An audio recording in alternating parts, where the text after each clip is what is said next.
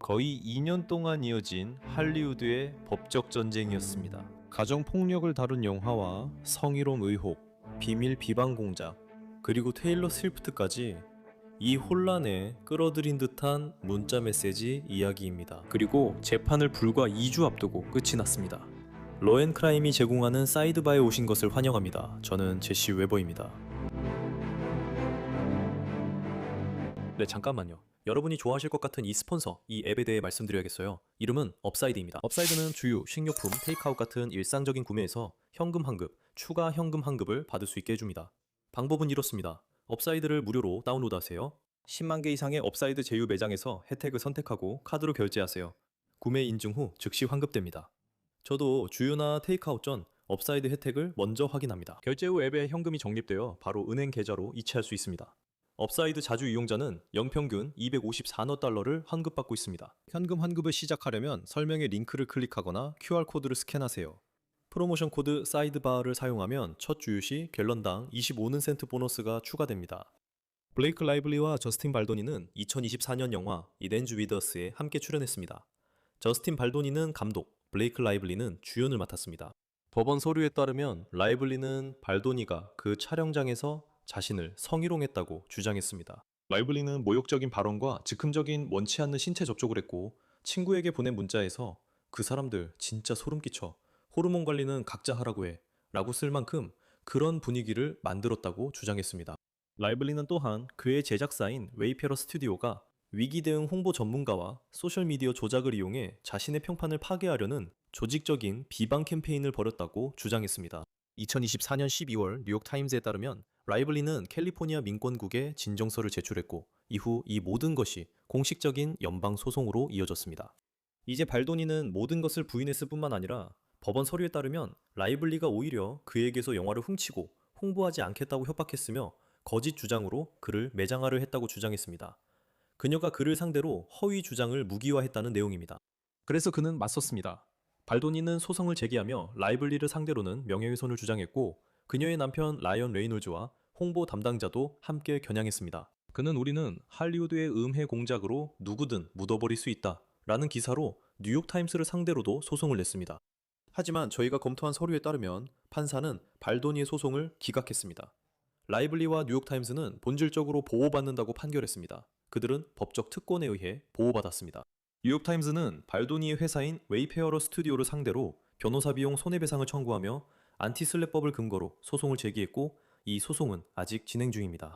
하지만 기본적으로 우리가 말하고 있는 이 불화, 발도니와 라이블리 사이의 이 싸움은 18개월 동안 계속되었습니다. 페이지 6에 따르면 양측은 법적 비용으로 총 6천만 달러를 썼다고 합니다. 그리고 2026년 4월 뉴욕타임즈에 따르면 이건 정말 큰일이었습니다. 연방판사는 라이블리의 성희롱 주장을 기각했는데 그녀가 근로자가 아니라 독립계약자라고 판결했습니다.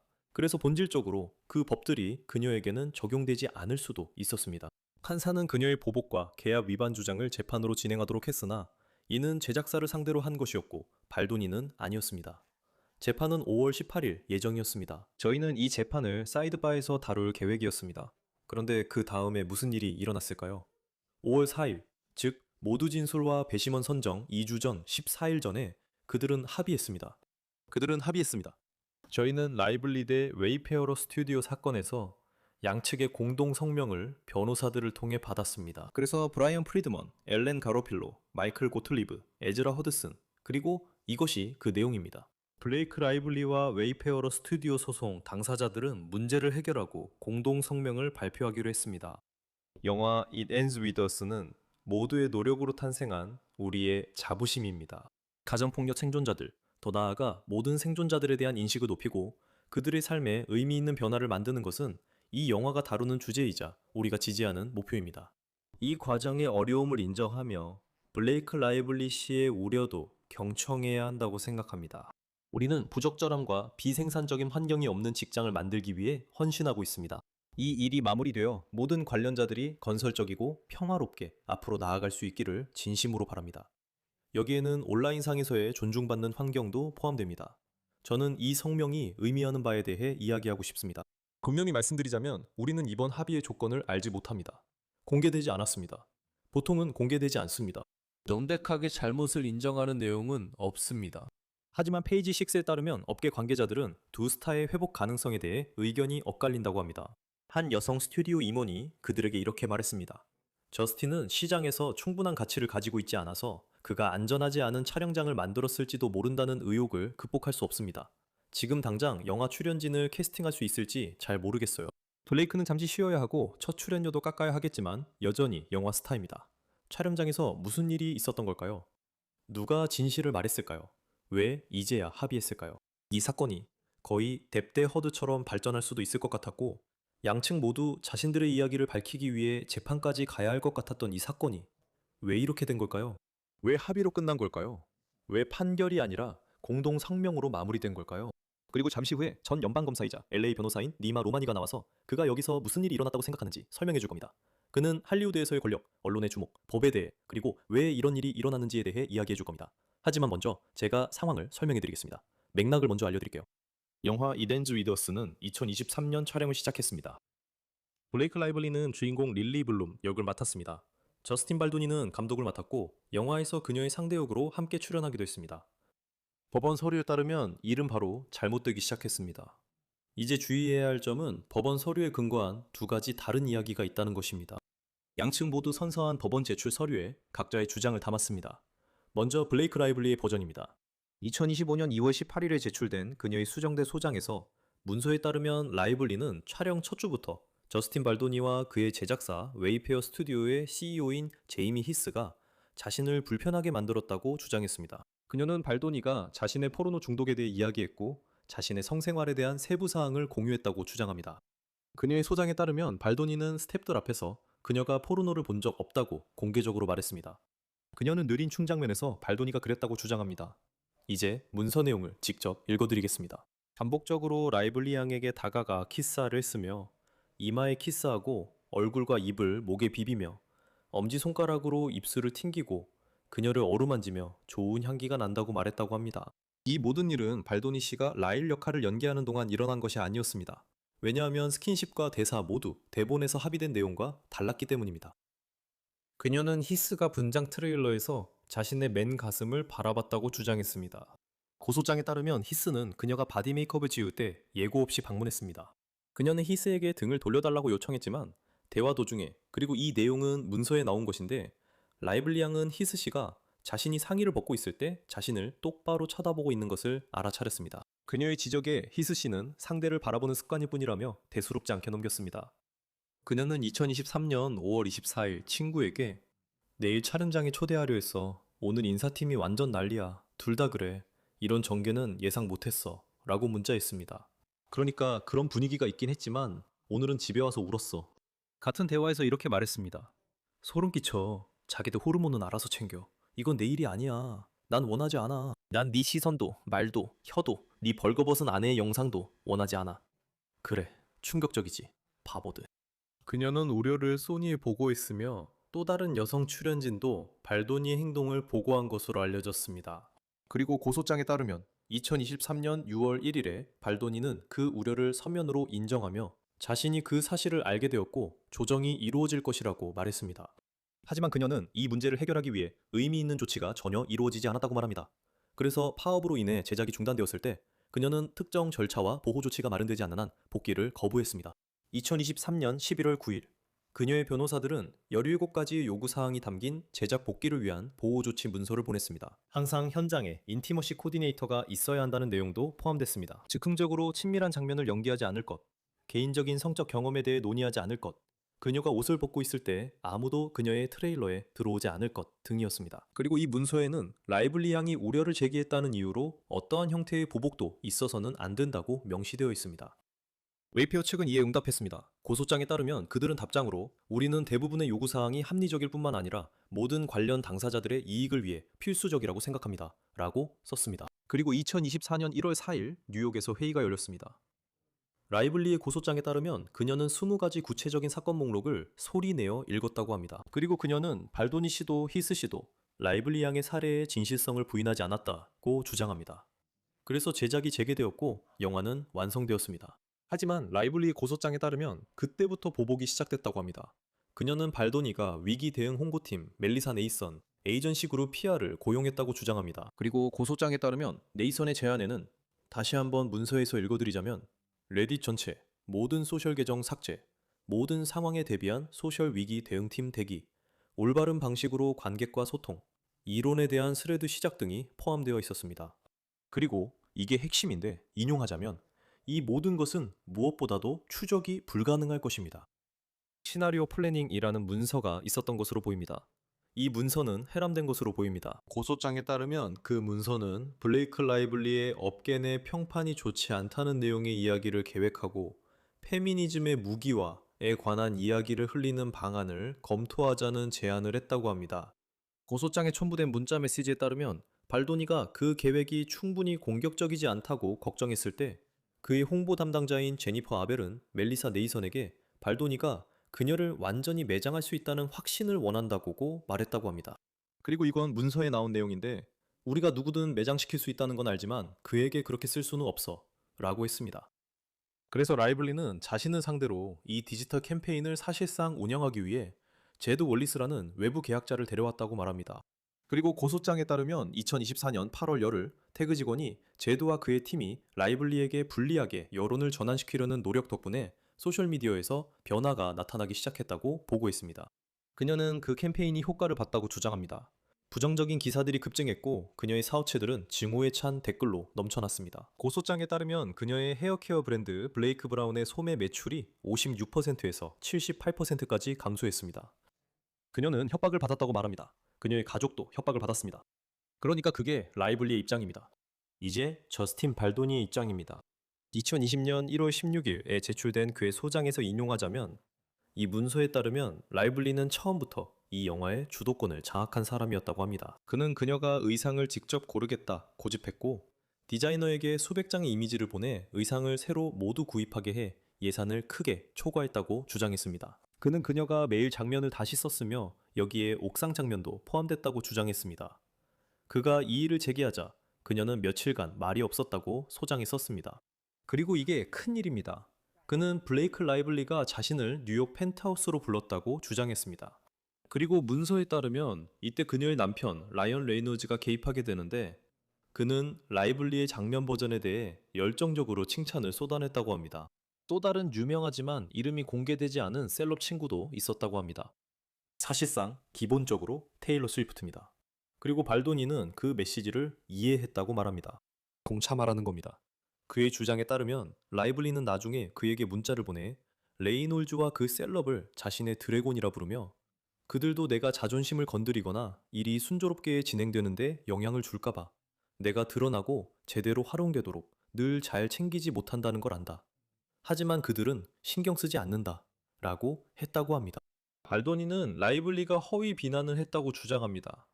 그녀가 몸매 비하했다고 했지만 그는 이를 부인합니다. 그의 주장에 따르면 그녀는 그에게 최후 통첩을 내렸고 2주 안에 자신을 다른 배우로 교체하지 않으면 어떻게 하겠다고 했습니다. 그리고 그는 그것을 자신의 평판에 대한 위협으로 받아들였습니다. 그리고 본질적으로 그는 그녀가 이 모든 과정에서 자신에게 압박을 가했고 자신이 위협을 느꼈다고 주장합니다. 그리고 힘의 역학관계 때문에 그녀가 큰 스타이기 때문에 그런 일이 일어났다고 말합니다. 발도니의 제출서에 따르면 라이블리가 복귀 전 보낸 17개 항목짜리 문서에는 이미 인티머시 코디네이터가 배치됐다거나 라이블리가 그와 만남을 거부했다는 등 거짓 암시가 많았다고 합니다. 그는 그녀가 수유나 유축 중 자신과 히스를 자주 트레일러로 초대했다고 주장합니다. 그런데 이제 그 방문들이 괴롭힘이었다고 주장한다고 합니다. 그는 2024년 1월 4일 회의를 아주 다르게 묘사합니다. 고소장에 따르면 레이노즈는 발도니에게 공격적으로 독서를 퍼부었고 발도니는 이 만남을 트라우마로 기억했다고 합니다. 그는 40년 경력의 프로듀서가 그런 식으로 말하는 걸 본 적 없다고 했습니다. 소니 대표는 나중에 유일한 후회가 라이언 레이놀즈를 말리지 못한 것이라고 했습니다. 음악 캠페인 관련해 발도니는 위기관리 PR 업체를 고용한 사실을 인정하지만 공격이 아닌 방어였다고 말합니다. 고소장에 따르면 라이블리의 홍보 담당자 레슬리 스논이 부정적 기사를 기획한 사람이며 자신은 아니라고 합니다. 또한 라이블리가 사용한 문자 메시지는 조작됐다고 주장합니다. 구체적으로 아벨이 네이선에게 이번 기사 정말 잘 썼네 라고 문자했고 네이선이 그래서 저를 고용하신 거잖아요. 제가 최고니까요 라고 답한 그 대화입니다. 발도니의 고소장에 따르면 비꼬는 말이었다고 합니다. 그는 라이블리 팀이 거꾸로 된 얼굴 이모지와 네이선의 젠장 이건 공평하지 않아 왜냐면 이건 나도 아니니까 라는 메시지를 삭제했다고 말합니다.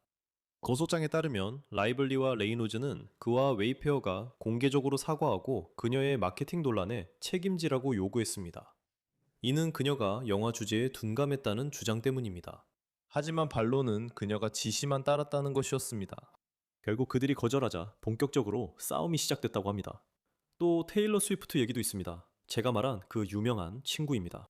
그녀는 이번 사건에서 사전 증언 녹취를 하지는 않았고 증인 명단에도 없었지만 재판 중 그녀 이야기가 나올 예정이었습니다. 왜냐하면 발도니가 주장하기를 라이블리가 테일러 스위프트와 그녀의 영향력, 명성을 압박의 지렛대로 사용했다고 했기 때문입니다. 두 여성이 한때 매우 친한 친구였고 그녀가 발도니와 대화를 나누었거나 함께 있었다고 합니다. 그리고 증거조사 과정에서 이런 문자 메시지 대화들이 나왔습니다. 인용하자면 저스틴이 전략적이었다면 이렇게 말했을 거야. 예고편에 테일러 스위프트 노래를 넣자고 했겠지. 그건 영화에 더 힘을 주고 네 편이지 그의 편이 아니야. 라이블리 씨는 이렇게 말하는 듯합니다. 진짜 로마 제국처럼 생각하는 친구를 꼭 만들어. 그리고 스위프트는 이렇게 답한 것 같아요. 그의 여성 혐오는 정말 뿌리 깊어서 여자는 체스 경기에서 이기거나 장기적인 전략을 펼칠 수 없다고 생각해. 본질적으로 두 가지 버전이에요. 더 많은 내용도 있지만 이 얘기로 2시간도 얘기할 수 있죠. 이 공방에 대해서도 관련 코너를 여러 번 다뤘으니 궁금하면 확인해보세요. 2년 가까이 두 상반된 이야기는 법원 서류에 남아 언론에 유출되고 소셜미디어에서 분석됐습니다. 우리가 아는 것은 무엇이고 증거는 무엇을 보여줬을까요? 대형 재판이 예상됐던 사건이 왜 이렇게 끝났을까요? 좋아요. 이 상황을 더 이해하고 이런 사건을 다뤄본 경험이 있는 분을 찾아가고 싶어요. 저는 LA 변호사이자 전직 검사인 니마 로마니와 함께하고 있습니다. 니마, 항상 함께해줘서 고마워요. 자, 그럼 왜 그들이 합의했다고 생각하나요? 왜 지금 합의했을까요? 오랫동안 그런 이야기가 있었기 때문이죠. 물론 상황이 바뀌긴 했지만 오랫동안 그런 이야기가 있었습니다. 그들은 이 사건을 재판까지 가져가야 한다. 증거를 제시해야 한다. 증언대에 서야 한다. 자신들의 이야기를 해야 한다는 말이 있었죠. 그들은 지금까지 나왔던 이야기들을 뒤집을 수 있어야 했죠. 재판이 바로 그걸 할 수 있는 곳이 될 거라고 생각했어요. 하지만 이번에는 그렇지 않았습니다. 제시, 저도 처음엔 이 사건이 재판까지 갈 거라 생각했지만 몇 주 전 생각이 바뀌었습니다. 그 이유가 바로 이것입니다. 제가 이 사건이 재판까지 갈 거라 생각한 건 당사자들이 서로를 증오하기 때문입니다. 그리고 이건 블레이크 라이블리가 돈을 벌기 위한 일이 아닙니다. 라인 레이너즈는 민트 모바일을 10억 달러에 팔았잖아요. 이건 헐리우드에서 메시지를 보내고 자신의 명예를 회복하는 문제죠. 조니 뎁과 앰버 허드 사건과 본질적으로 비슷합니다. 하지만 법원의 판결로 인해 주장과 관련해서는 실질적으로 남은 게 거의 없었습니다. 분명히 처음으로 내려진 결정은 저스틴 발도니의 명예훼손 주장이 수정헌법 1조와 소송 특권을 근거로 기각된 것이었습니다. 하지만 몇 주 전에 블레이크 라이블리의 성희롱 주장이 그녀가 직원이 아니라 독립계약자였기 때문에 기각되었고, 이제 우리는 보복, 계약 위반, 그리고 비방 캠페인과 같은 주장에 대해서만 재판을 하게 되었습니다. 이제 남은 게 거의 없어서 수십만 달러와 몇 주를 들여서 본격적인 배심원 재판을 진행할 만한 가치가 없습니다. 그리고 분명히 하자면 그 재판에서 남았을 것들은 지난 2년 동안 우리가 봐왔던 모든 것들, 모든 문자 메시지나 모든 주장들이 반드시 포함되는 것은 아니었을 겁니다. 재판이 어떻게 진행됐을지를 생각하면 훨씬 더 제한적이었을 겁니다. 정확히 맞는 말씀입니다. 그래서 그 선정적인 증거들, 음성 메모, 발코니 장면, 문자 메시지 같은 것들은 남아있던 주장들과는 관련이 없습니다. 라이블리의 가장 강력한 주장들은 적어도 법적 위험도 면에서 보면 성희롱, 보복, 적대적 근무 환경, 성차별 주장들이었습니다. 그게 가장 자극적이고 가장 흥미로웠으며 또한 가장 가치 있는 부분이었습니다. 그리고 문제는 이겁니다. 만약 당신이 독립계약자라면 그런 권리가 없습니다. 직원일 때만 그런 권리가 있습니다. 그러니까 예를 들어 말씀드리자면 저는 분명히 당신의 쇼에 출연하는 걸 정말 좋아합니다. Law and Crime에 나가는 것도 좋아하고요. 저는 분명히 돈을 받고 있지 않지만 설령 돈을 받는다고 해도 저는 독립계약자입니다. 그러니까 만약 당신이 저에게 악랄하고 인종차별적이거나 성차별적인 말을 한다고 해도 물론 당신은 절대 그러지 않겠지만 그건 보호받지 못합니다. 저는 그걸로 당신을 고소할 수 없습니다. 그래서 라이블리의 주요 주장 대부분이 사라졌기 때문에 사실상 남은 게 없습니다. 저는 그 주장들이 기각됐을 때 이 사건이 합의로 끝날 것이라 말했습니다. 분명히 제가 당신 사무실로 계속 보내는 돈가방을 못 받고 계신 것 같네요. 직원들에게 한번 확인해 보셔야 할 것 같습니다. 최소한 실망스럽네요. 당신을 찾는 게 쉽지 않아요. 섭외하기도 쉽지 않고요. 좋아요. 이거 여쭤볼게요. 저는 이 사건이 저니뎁과 앰버 허드 사건과 다르다고 봅니다. 모든 것이 공개됐으니까요. 그러니까 이 사건이 단순히 법정에서만 싸우는 게 아니라 여론의 법정에서도 싸워야 하는 사건이라면 배심원 편결로 얻을 수 있는 건 한계가 있잖아요. 그렇죠? 그러니까 이 싸움의 절반은 이미 우리가 문자 메시지, 영상, 오디오 같은 걸 다 봤기 때문에 저는 여론의 법정에서 어떻게 될지 궁금해졌어요. 저는 그게 이 사건이 합의된 또 다른 이유라고 생각합니다. 결국 지금 누가 이겼는지 궁금하네요. 누가 이긴 거죠? 저는 둘 다 졌다고 말하고 싶지만 저스틴 발도니는 다시 일어난 것 같아요. 그리고 말씀처럼 이건 법정이 아니라 대중 여론의 싸움이었죠. 홍보 담당자가 소송을 당하고 사건에 끌려 들어가는 상황에서는 들어보세요. 저는 여기 LA에 앉아 있습니다. 저는 많은 유명인들을 상대로 소송을 제기하기도 하고 유명인들을 대리하기도 했습니다. 이게 바로 이 판의 일부입니다. 제가 앉아 있는 이 스튜디오에도 홍보 담당자들이 있습니다. 그리고 외부 홍보 담당자들도 있죠. 그래서 상대방에게 압박을 가해야 합니다. 저는 라이블리가 발도니의 결과를 정말 과소평가했다고 생각합니다. 제 생각에 그녀는 캘리포니아 시민권리국에 고소장을 제출하고 그 다음에 뉴욕타임스가 그 흠집내기 기사를 내보내면 발도니가 그의 에이전시인 윌리엄 모리스 에이전시에서 퇴출당할 거라고 생각했던 것 같습니다. 그는 여성 옹호상도 취소당했습니다. 분명히 라이블리는 그녀의 지위와 재정적 자원 면에서 자금력이 더 있고 더 강한 위치에 있습니다.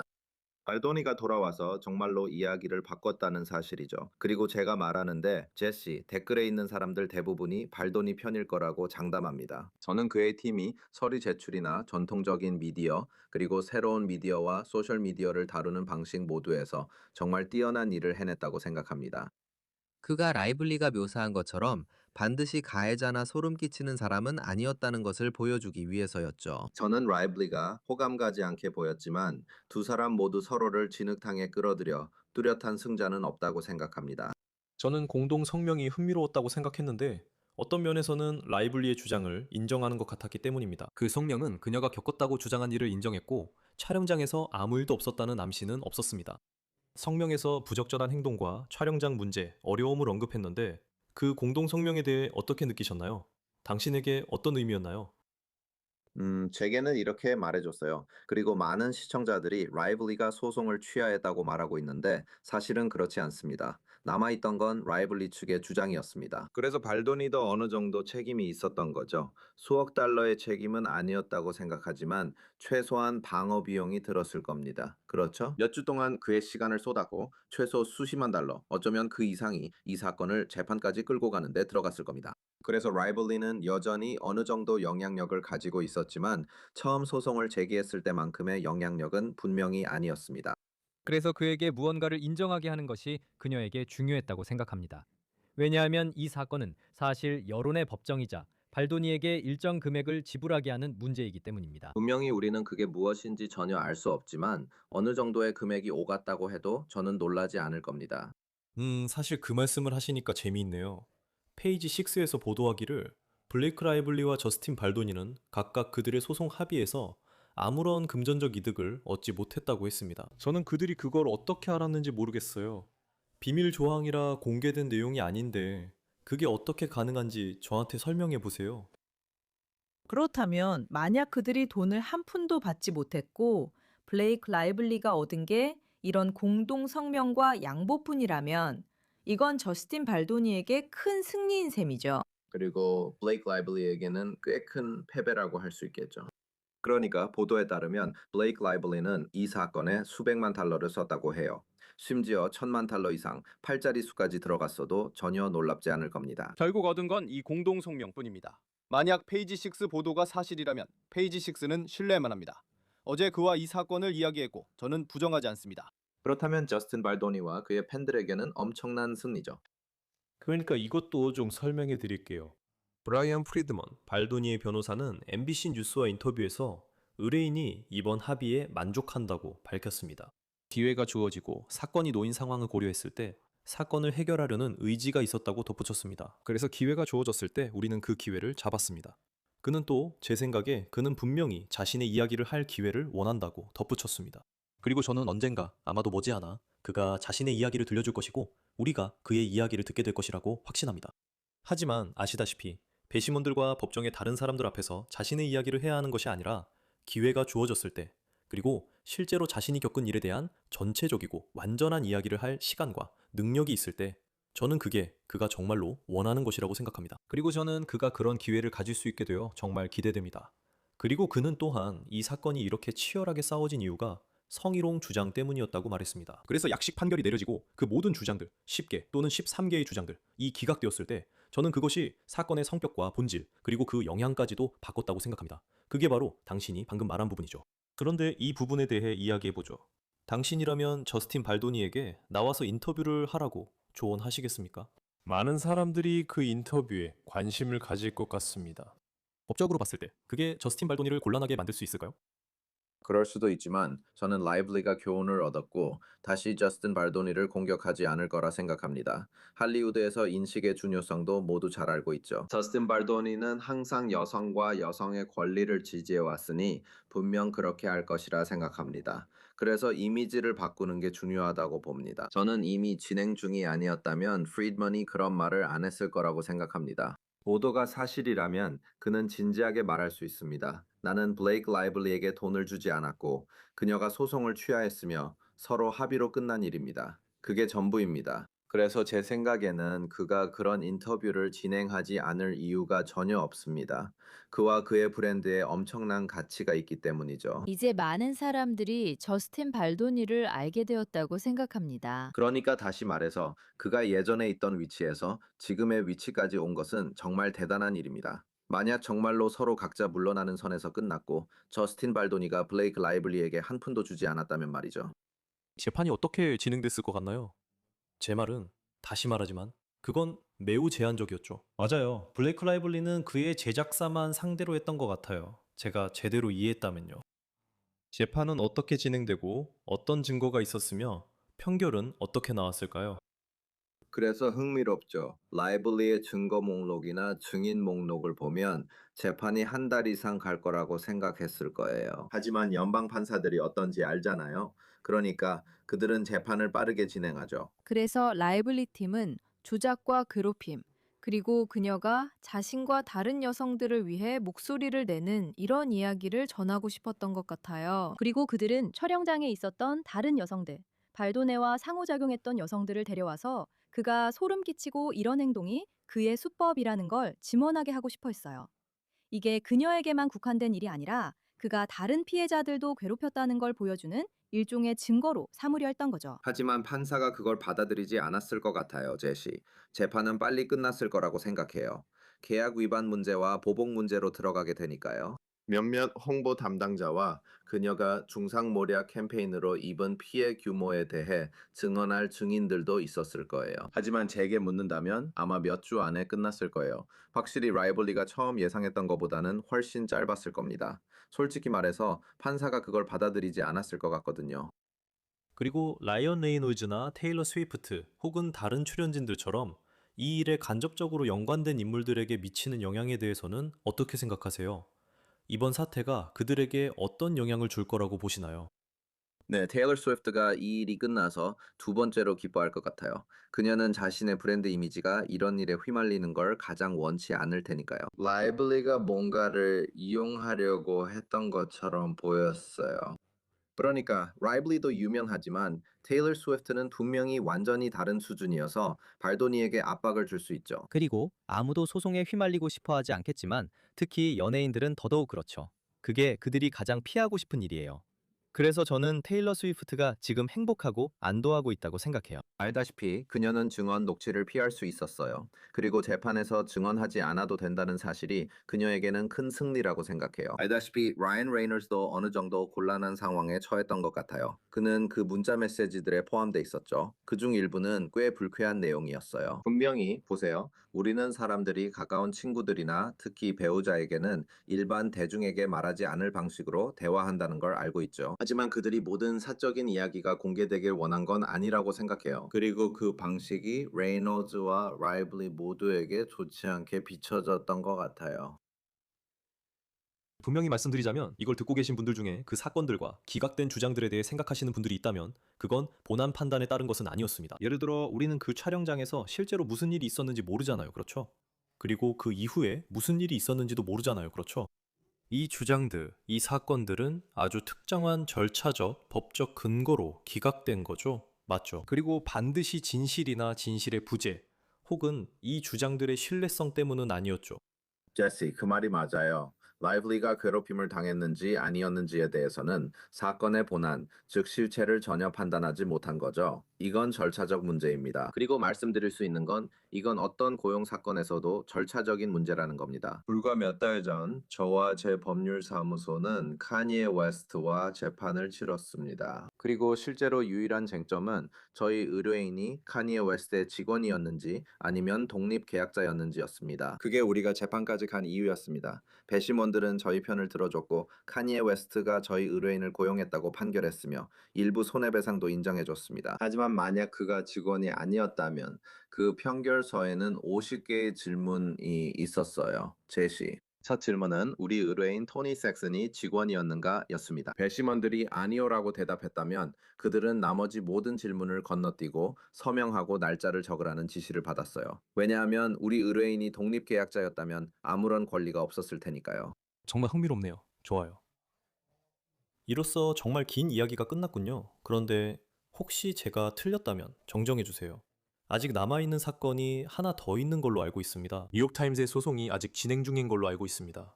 혹시 다른 소식을 들으셨는지 모르겠지만 그게 어떻게 진행될지, 어떻게 마무리될지는 저도 잘 모르겠습니다. 하지만 이번에는 주로 저스틴 발도니와 블레이크 라이블리 사이의 일이었고 저희도 그 부분에 집중해서 지켜봤습니다. 앞으로 어떻게 될지 지켜보죠. 계속 연락하면서 소식 전하겠습니다. 항상 사이드바에 출연해주셔서 감사의 의미로 또 한 번 돈을 보내드리겠습니다. 정말 고맙습니다. 항상 감사해요, 니마. 고마워요, 제시. 항상 출연하는 게 좋아요. 지금까지 사이드바에서 전해드릴 소식은 여기까지입니다, 여러분. 함께 해주셔서 정말 감사합니다. 그리고 항상 말씀드리듯 유튜브, 애플 팟캐스트, 스포티파이 등 팟캐스트를 들으실 수 있는 곳 어디에서든 구독해주세요. 또한 MBC의 피콕에서도 저희를 시청하실 수 있습니다. 저를 팔로우하고 싶으시다면 X와 인스타그램 그리고 제 뉴스네이션 쇼 제슈에버 라이브는 월요일부터 금요일까지 동부 시간으로 밤 11시에 방송됩니다. 다음에 또 만나요, 여러분.